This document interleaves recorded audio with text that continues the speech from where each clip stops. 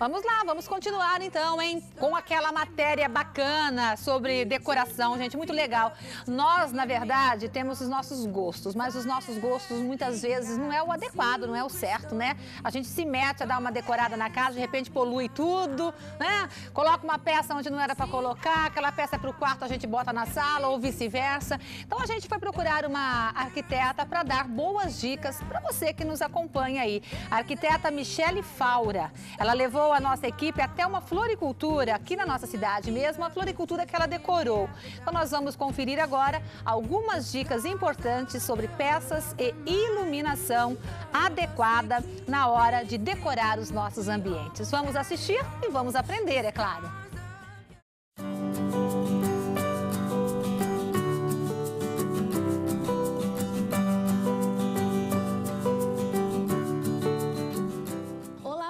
Olá para você que está em casa. Eu estou aqui com a arquiteta Michele Faura, que vai contar um pouquinho para a gente sobre o seu trabalho e dar umas dicas para quem está em casa.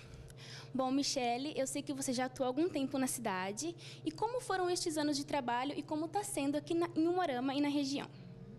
Boa noite, Marta, e para os telespectadores do programa. Bom, atuar aqui em Umuarama sempre foi muito interessante, né? Fazem 10 anos que eu me formei. E desde então eu venho atuando com o meu escritório. Sempre foi muito bom, assim, a cidade sempre foi muito receptiva, né? O pessoal tem cada vez mais valorizado essa área da arquitetura, da decoração, né, de interiores. Então tá bem bacana trabalhar aqui. E o que te inspira no seu trabalho? Olha, tudo, mas assim, eu tenho que ser muito ligada ao mundo da arte, né? Eu gosto muito de pintura, de escultura, de cinema, de moda, de música. Então, tudo isso aí, a gente tem que ter um pouquinho, né, de conhecimento de todas essas áreas para poder aplicar isso dentro da arquitetura. E se fosse para você poder escolher, qual o lugar preferido para decorar? De ambiente, você diz? Olha, é difícil escolher um, né? Eu gosto muito de trabalhar tanto residências como comércio, mas eu gosto muito de fazer quarto de criança. E sobre novas tendências, quais são as promessas para esse ano de 2015? Olha, por exemplo, em termos de cores, a cor do ano agora, 2015, lançada pela Pantone, é a cor Marsala, que é um vinho mais envelhecido. Tá? Então, é um tom mais sóbrio, um tom mais requintado, né? Em termos de revestimentos, assim, continua os tons mais claros, tons cimentícios, tons marmorizados, para lembrar bem assim essa arquitetura urbana, a cidade, né? A arquitetura contemporânea mesmo. E existe alguma dificuldade em conciliar o gosto do cliente com essas novas tendências? Olha, assim, na verdade, nem todo cliente gosta de seguir as tendências, né? Então, por quê? Porque principalmente nessa parte de interiores, eu procuro levar um certo cuidado, porque as pessoas não ficam mudando a casa toda hora, né? Então, a gente tem que fazer um projeto, tem que fazer de uma forma que os materiais, que as cores não fiquem enjoativas, que o ambiente seja duradouro, né? E eu gosto, assim, de trabalhar os elementos móveis, que eu chamo, que é aquilo que dá para a gente trocar de vez em quando. Por exemplo, uma almofada, um tapete, sabe? Alguma outra peça decorativa que aí dá para usar um pouquinho mais, porque pode ser substituído com mais frequência. Só que os móveis, em geral, cortinas, né, que são peças chave, assim, do espaço, então isso tem que ser em tons mais neutros mesmo. E existe algum objeto ou alguma cor que você sempre usa nos seus trabalhos, como marca registrada, por exemplo?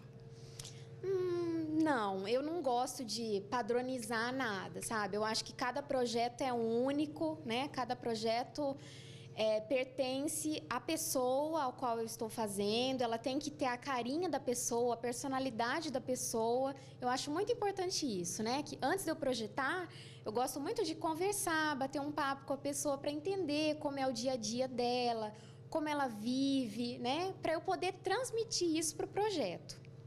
E quais as recomendações que você dá para quem deseja decorar um ambiente pequeno e não sabe o que fazer ou se pode ou não dar certo? Olha, para ambientes pequenos, nós temos alguns truques assim que nós costumamos utilizar. Então, por exemplo, o uso de espelhos é uma coisa bem interessante, porque o espelho, ele amplia o ambiente, né? Ele reflete mais a luz, então ele dá essa sensação realmente de amplitude. Os tons mais claros, né? Tanto para piso como para paredes, é sempre interessante em ambiente pequeno, né?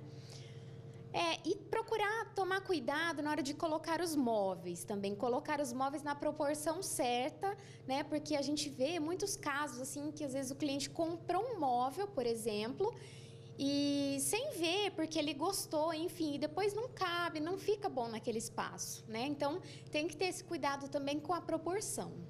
E qual a sua maior dificuldade?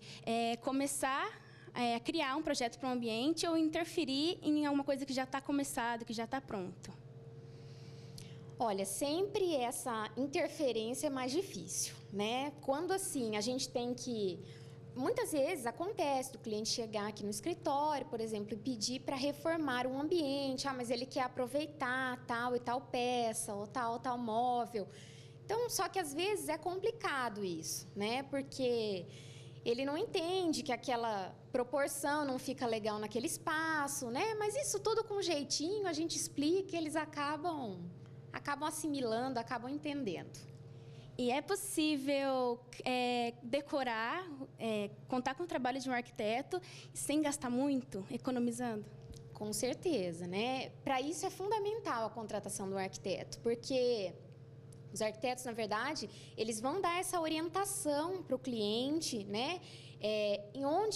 Quais os pontos que ele pode economizar, que ele deve economizar, quais os pontos que ele tem que investir um pouquinho mais em um produto, de repente, um pouco melhor, né? Para ver a questão da qualidade, da durabilidade. Então, o arquiteto, ele sempre faz esse balanceamento, né? Isso é muito legal. É bom também quando o cliente fala mais ou menos quanto ele quer gastar. Não, Michele, eu tenho tantos mil para gastar, então eu vou tentar criar uma proposta, por exemplo, dentro daquele valor, né? Porque não adianta nada eu fazer um projeto super bacana, só que não se enquadra no bolso do cliente, né?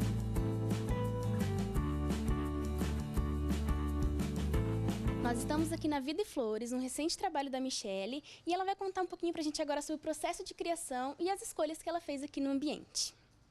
Bem, na verdade, as minhas escolhas foram determinadas pelo fato dos pedidos da proprietária, né?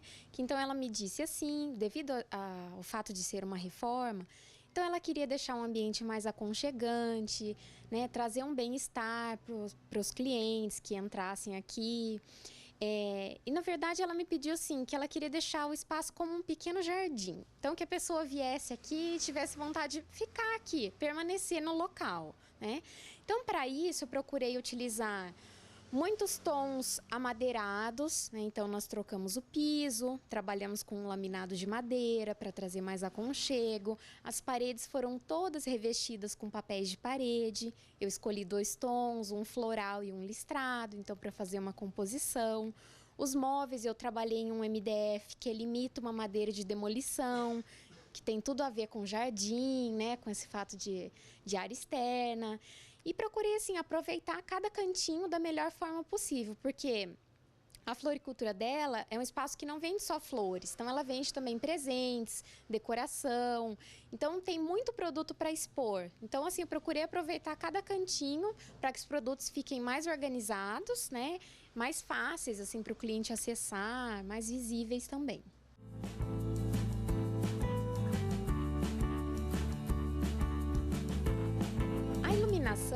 Então eu procurei trabalhar com algumas luminárias pendentes, né, que elas trazem um foco assim mais, no caso, para esse móvel aqui que eu projetei para colocar as flores naturais, e ela traz um charme também para o ambiente, né?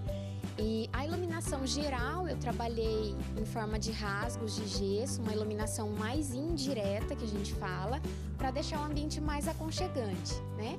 Trabalhei também com alguns spots para direcionar o foco em alguns produtos, como nas vitrines, dentro dos móveis, por exemplo, e alguns plafons que fazem a iluminação geral. E em quanto tempo ficou pronto? Olha, a reforma toda, né, porque foi tanto a parte de interiores como a fachada, dentro aí de uns 60 dias, mais ou menos.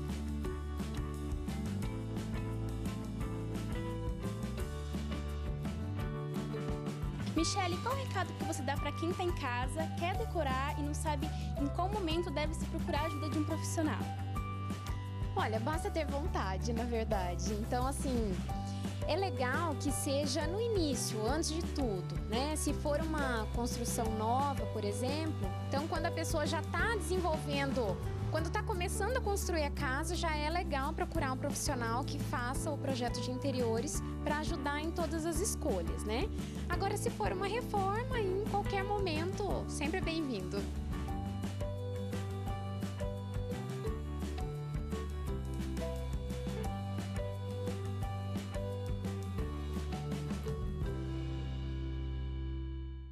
Ok, que bacana, hein? Belíssimas dicas de decoração. Então, muito obrigada à arquiteta, muito obrigada à Fernanda, que fez a matéria pra gente.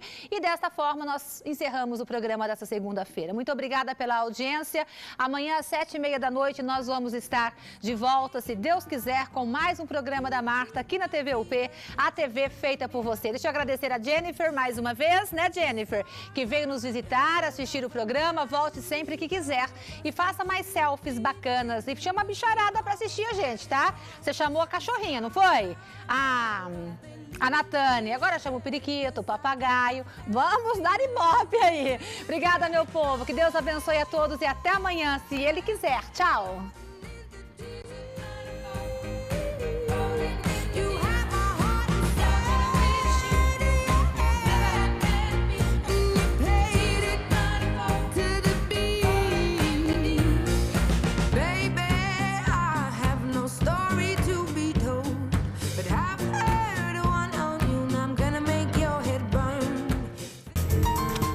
Apoio Cultural, Lírios Garden e Doutor Admilson Rosa.